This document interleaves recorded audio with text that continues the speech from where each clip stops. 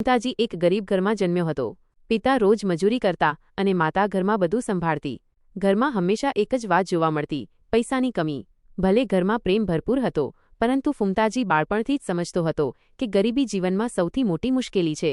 શાળામાં તે ક્યારેય આગળ વધી શક્યો નહીં. દરેક પરીક્ષામાં તે ફેલ થતો, શિક્ષકોની નિરાશ નજર અને પડોશીઓની મજાક. લોકો હસતા, આ છોકરો ક્યારેય સફળ નહીં થાય.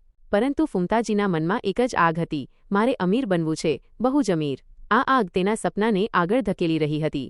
એક દિવસ ફુમતાજી ગામના ટીવી પર જોવા લાગ્યો કે લોકો લોકોને હસાવે છે, લોકપ્રિય બને છે અને પૈસા કમાવે છે. એ દ્રશ્ય તેના માટે જાદુ જેવું લાગ્યું. એ વિચાર્યું કે આ પ્લેટફોર્મ એની જિંદગી બદલાવી શકે છે. તરત તેણે નક્કી કર્યું, હું પણ લોકોને હસાવતો બનીશ. ફુમતાજીએ પોતાનો રમૂજી ચેનલ શરૂ કર્યો. તે પોતાના જીવનની ગરીબી, મજાકીય ચહેરા અને વાતો વડે લોકો હસાવતો. શરૂઆતમાં વધારે લોકો નથી જોતા, પરંતુ ફુમતાજી હાર્યો નથી. રોજ રાત એડિટિંગ, શૂટિંગ, યોજના બધું પોતે જ કરતો. તેના વિડીયો જોતા લોકો હસતા અને એના ચહેરા પર આનંદ અને ઉત્સાહ દેખાતા. કોઈ દિવસ ફુમતાજીનું એક વિડીયો અચાનક લોકપ્રિય થઈ ગયું. લાખો લોકો જોઈ રહ્યા હતા, હજારો લોકોએ તેને સબસ્ક્રાઇબ કર્યો. લોકોએ કોમેન્ટ્સ લખ્યા, ફુમતાજી બહુ મજેદાર છે. યુટ્યુબ દ્વારા થોડા પૈસા આવવા લાગ્યા, પણ ફુમતાજી માટે એ ઓછા હતા. તેનો સપનો ખૂબ મોટો હતો. આ નાના પૈસાથી તે પોતાનું લક્ષ્ય પૂરું નહીં કરી શકતો. એણે વિચાર્યું, લોકો મારી વાત માને છે, જો હું ક્લેવર બની જાઉં તો. ત્યારબાદ ફુમતાજીએ વિડીયોઝમાં જાહેર કર્યું, ભાઈઓ, વિશાળ ઇનામ, મોબાઈલ, બાઇક, નકદી રકમ. ભાગ લેવા માટે આપેલી લિંક્સ પર જાઓ. લોકો ખુશ થયા. રજિસ્ટ્રેશન કરવા લાગ્યા. નાના નાના જથ્થામાં પૈસા મોકલતા અને કોમેન્ટ્સમાં ઉત્સાહ ભર્યો હતો. પરંતુ ગીવઅવે નકલી હતી. કોઈ ઇનામ ન મળતું, કોઈ વિજેતા ન આવતો. ફુમતાજી એ પૈસાથી નવી વસ્તુઓ લાવ્યો. નવા ફોન, નવા કપડાં, ફેન્સી વસ્તુઓ અને વિડીયોઝમાં વધુ મોટા વાયદા કરતો.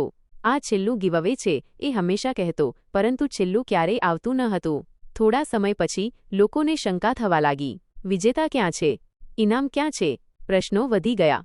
એક દિવસ એક દર્શકે સરકારી તપાસ વિભાગમાં ફરિયાદ કરી. સ્ક્રીનશોટ્સ, પૈસાની વિગતો, વિડીયો લિંક્સ બધું મોકલ્યું. પોલીસ તપાસ માટે આવી. ફુમતાજી વિડીયો શૂટ કરવા બેઠો હતો, ત્યારે ધડાક. દરવાજો ખુલ્યો.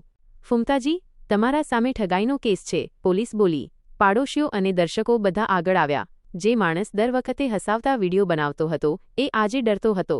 પોલીસે ફુમતાજીને હાથકડી પહેરાવી. ગાડીમાં બેસાડતા પહેલા ફુમતાજી થોડા સમય ઊભો રહ્યો.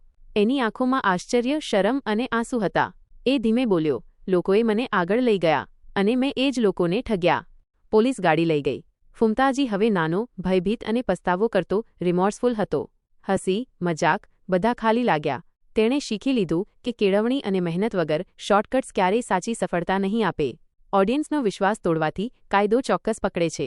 ફુમતાજી એ દિવસથી શીખી ગયો કે માત્ર મહેનત, ઈમાનદારી અને સર્જનાત્મકતા જ સાચી સફળતા આપે છે. એક દિવસ તે ફરીથી શરૂઆત કરશે એવી તૈયારી છે, હવે ન્યાય અને સચોટ રીતે. જ્યારે ફુમતાજી પોતાના કેમેરા અને લાઇટ જોઈને બેઠો, ત્યારે એ અનુભવી રહ્યો હતો, જે લોકો મહેનતથી હસાવતા અને આનંદ ફેલાવતા હોય છે, એ જ સાચા નાયક છે. શોર્ટકટ્સ ક્યારેય હીરો નથી બનાવી શકતા.